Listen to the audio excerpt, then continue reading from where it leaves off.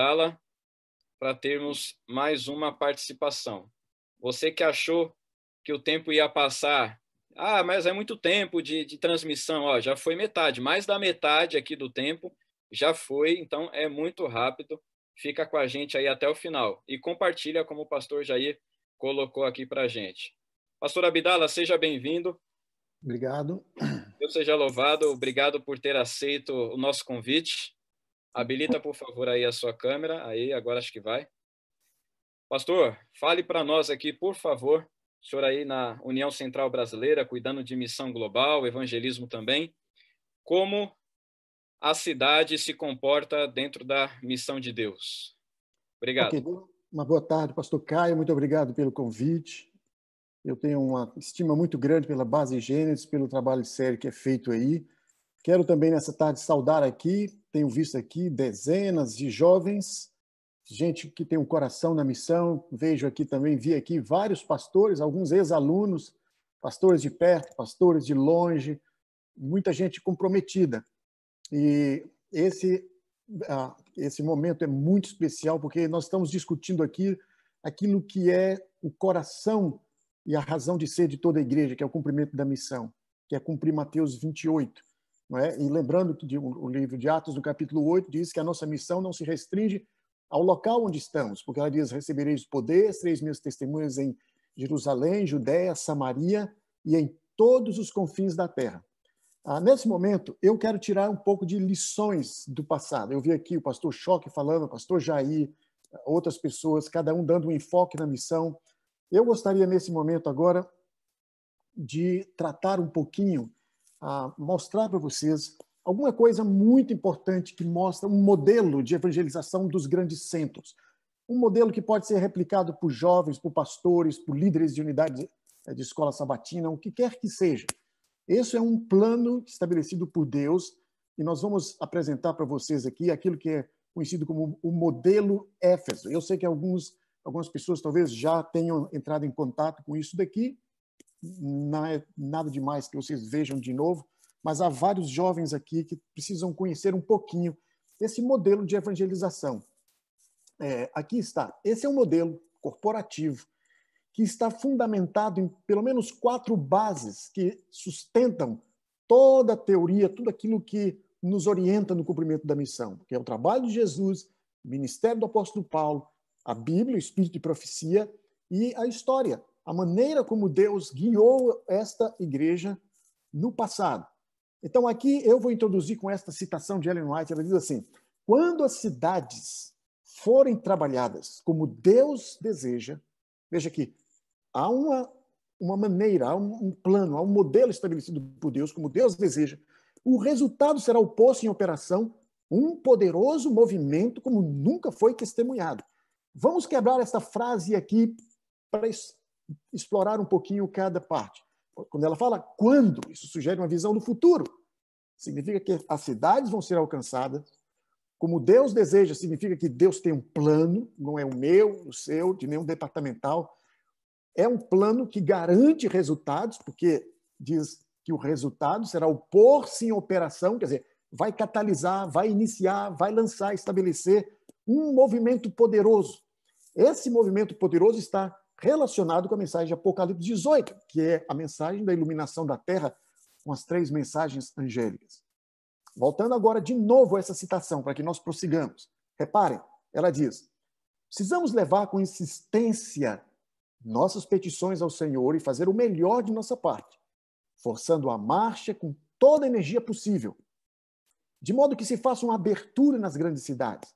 E ela diz: tivéssemos trabalhado no passado, segundo, de novo, olha aqui, os planos do Senhor, e muitas luzes que agora se apagam estariam brilhando com fulgor. Então fica claro que Deus tem um plano, que Deus tem um modelo.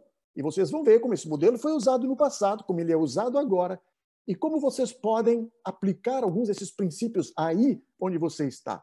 Em primeiro lugar, esse modelo se chama Éfeso porque ele foi replicado, primeiramente, sob a direção de Deus no apóstolo São Paulo, na evangelização de um grande centro chamado Éfeso.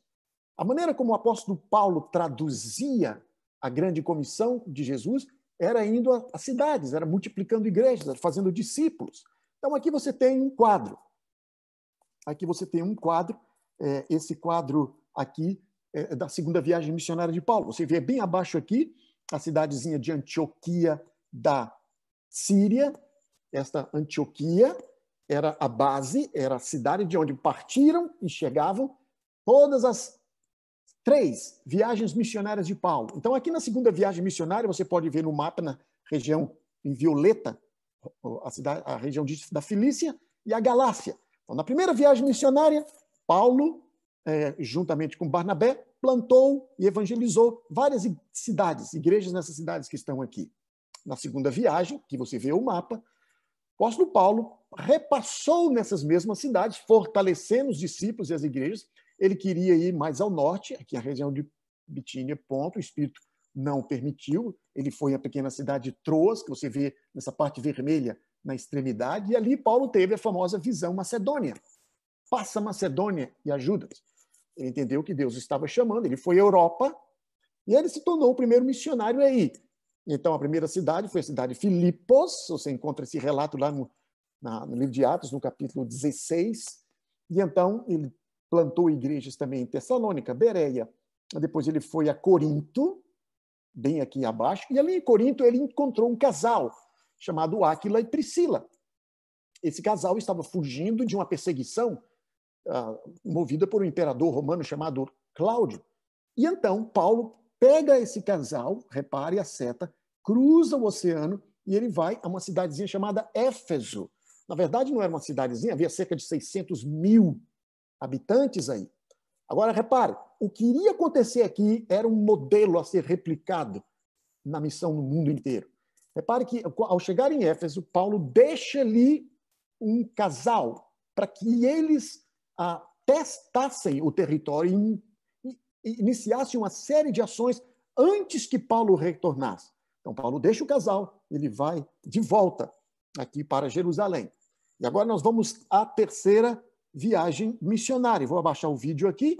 Na terceira viagem missionária, a gente vê aqui, mais ou menos no ano 53 a 57, Paulo, de novo, querendo fortalecer as cidades que ele havia plantado na segunda viagem, ele retorna, ele agora permanece durante 3 anos na cidade de Éfeso.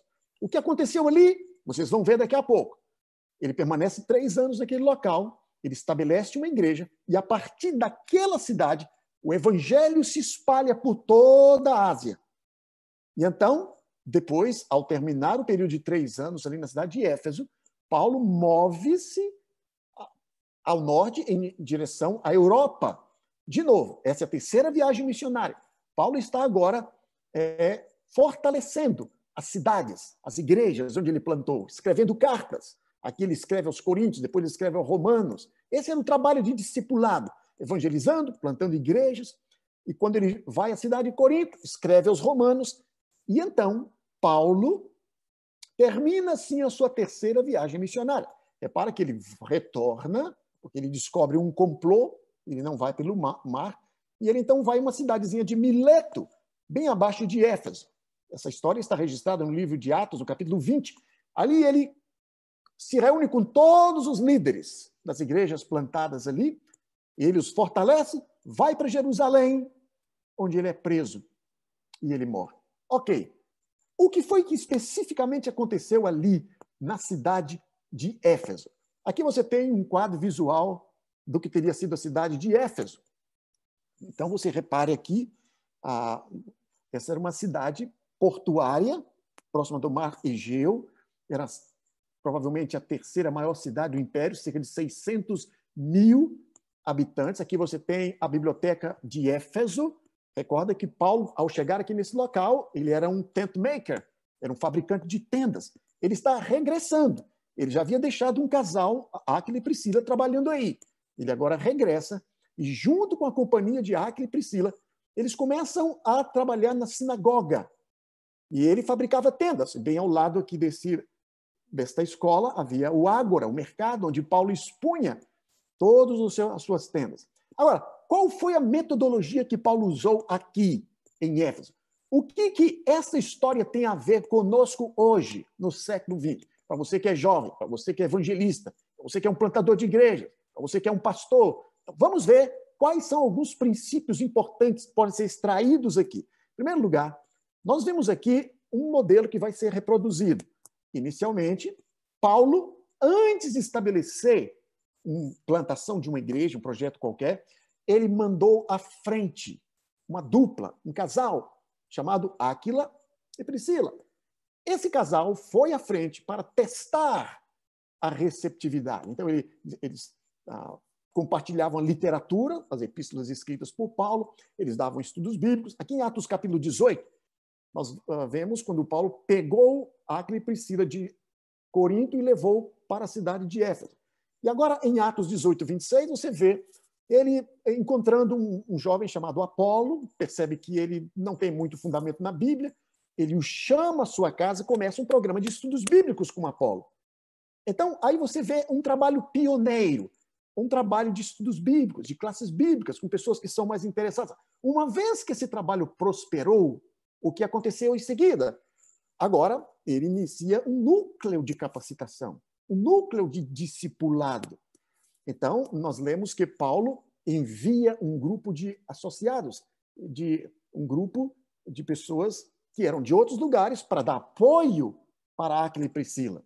Pessoas que não eram do local, como Gaio, Aristarco, Secundo, Tíquico, Trófimo. Se você ler o livro de Atos, no capítulo 20, você vai encontrar o nome de 20 pessoas envolvidas nessa evangelização aqui.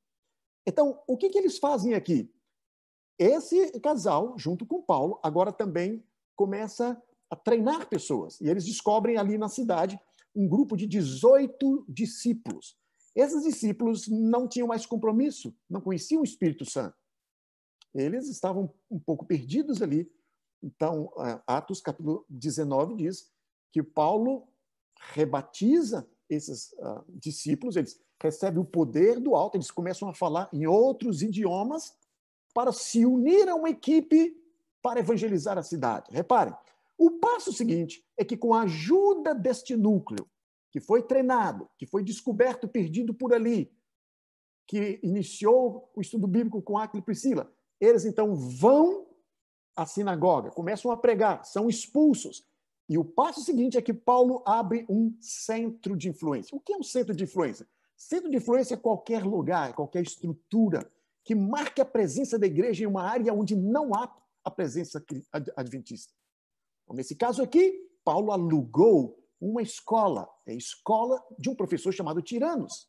Repare que Paulo era um fabricante de tendas. Paulo não estava 100% no ministério, em tempo integral. Não, Paulo trabalhava um momento, e das 11 da manhã até mais ou menos às 3 da tarde, ele estava ali naquela escola. E o que ele fazia ali? Pelo menos 3 atividades. Havia atividades médico-missionárias de compaixão, havia pregação do evangelho e havia também uma obra importante que vamos falar aqui. E o resultado final é que uma igreja ficou estabelecida naquele local. Muito bem. Vamos dar um destaque nisso daqui. Quem são esses pioneiros avançados? Quem são esses que vão à frente para evangelizar lugares onde não há presença? Esses são essas duplas, como Áquila e Priscila, são aqueles que vão à frente. Isso não é nada novo.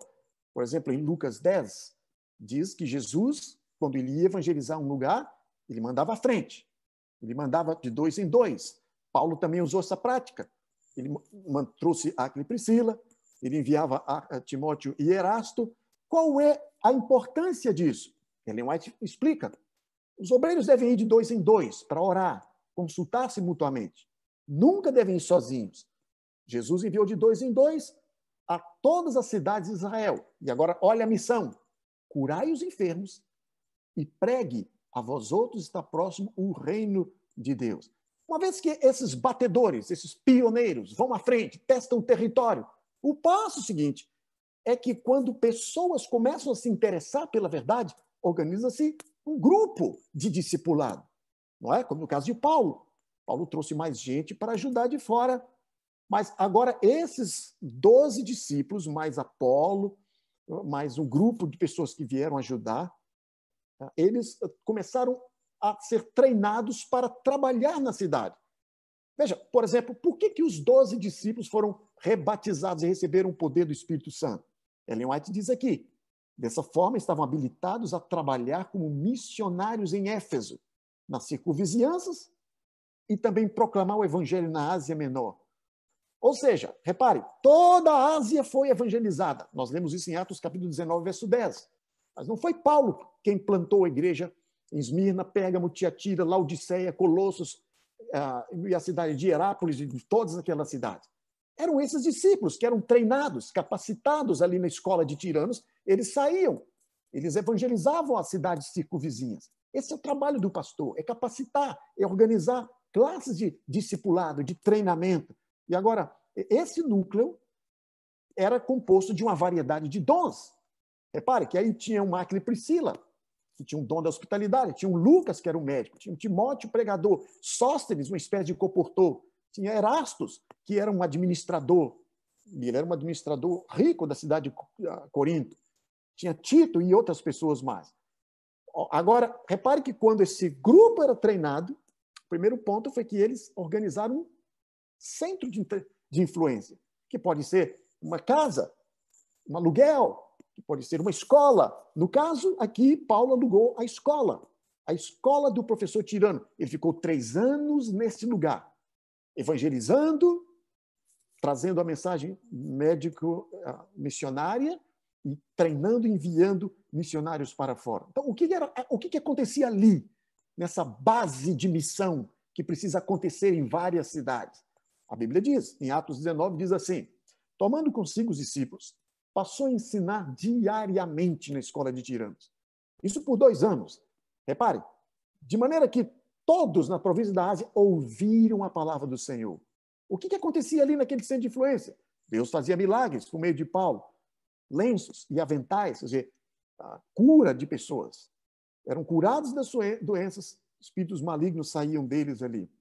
Então, esses são esses centros que precisam ser estabelecidos em todos os bairros de São Paulo e dos grandes centros da cidade. Não precisa ser uma estrutura bem elaborada, pode ser uma casa, pode ser um aluguel. Equipes de jovens, de missionários, de plantadores de igrejas, estabelecer estes pequenos centros em lugares. Foi assim que a igreja começou em Filipos, Tessalônica, Corinto e Éfeso.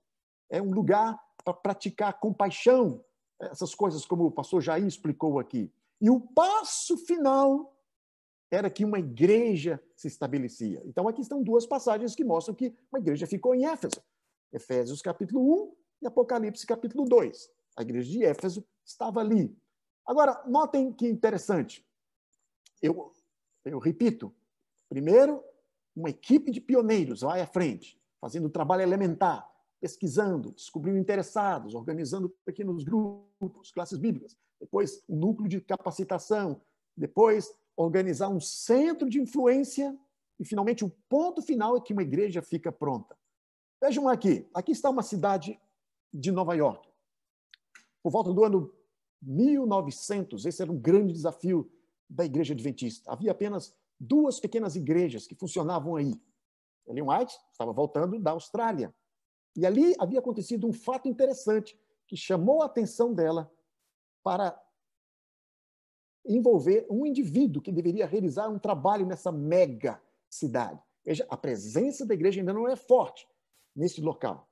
Então, a cidade de Nova York é interessante, ela foi parte das pessoas que fundaram a cidade de Nova York, eram brasileiros, judeus, expulsos de Recife, ali por volta da conquista dos holandeses.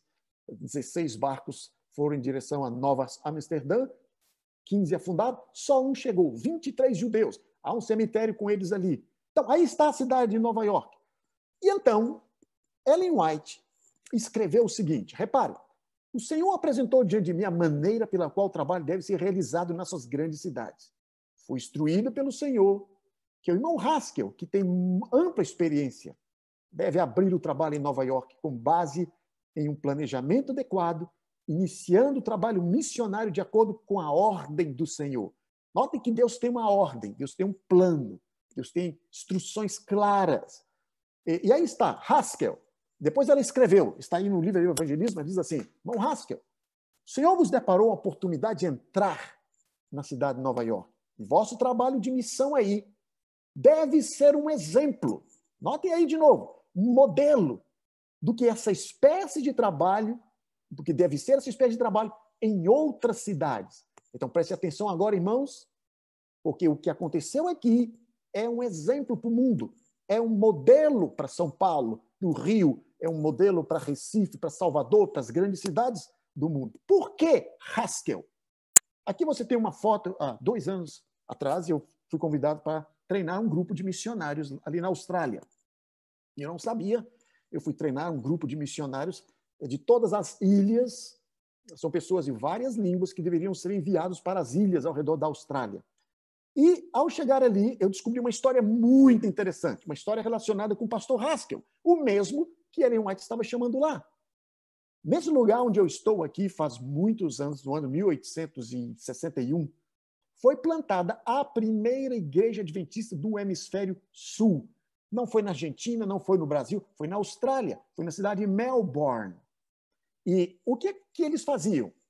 Um casal foi para esse local, bem aqui nesse parque onde eu estou aqui atrás, mas antes eles distribuíram literatura, e a literatura era colocada exatamente nas grades desse parque que você vê aqui. Quando as pessoas liam e se interessavam, eles queriam estudos bíblicos, então estudos bíblicos eram iniciados. Quando havia um bom número de pessoas, eles então armavam uma tenda. Então aqui você tem uma tenda que foi armada.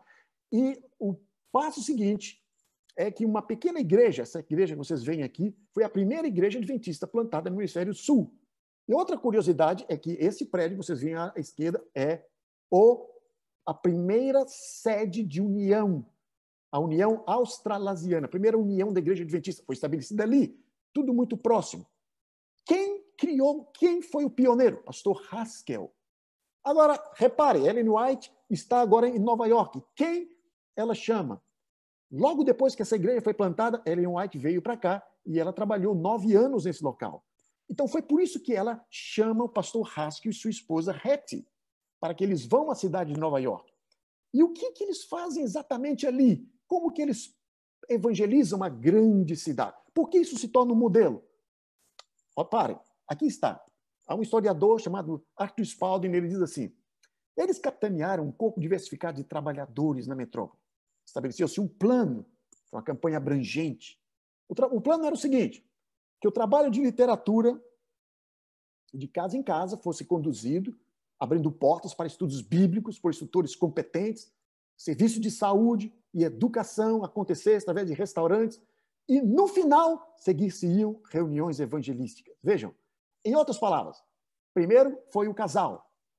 Eles fizeram um trabalho pioneiro, evangelismo literário, distribuição de livros, estudos bíblicos. Depois, organizaram, como lá em Éfeso, uma escola de treinamento na cidade, treinando pessoas para todo tipo de ação na comunidade. Não só para estudo bíblico, mas também para dar classes de cozinha e tanta coisa mais. O passo seguinte, organizar um pequeno centro de influência.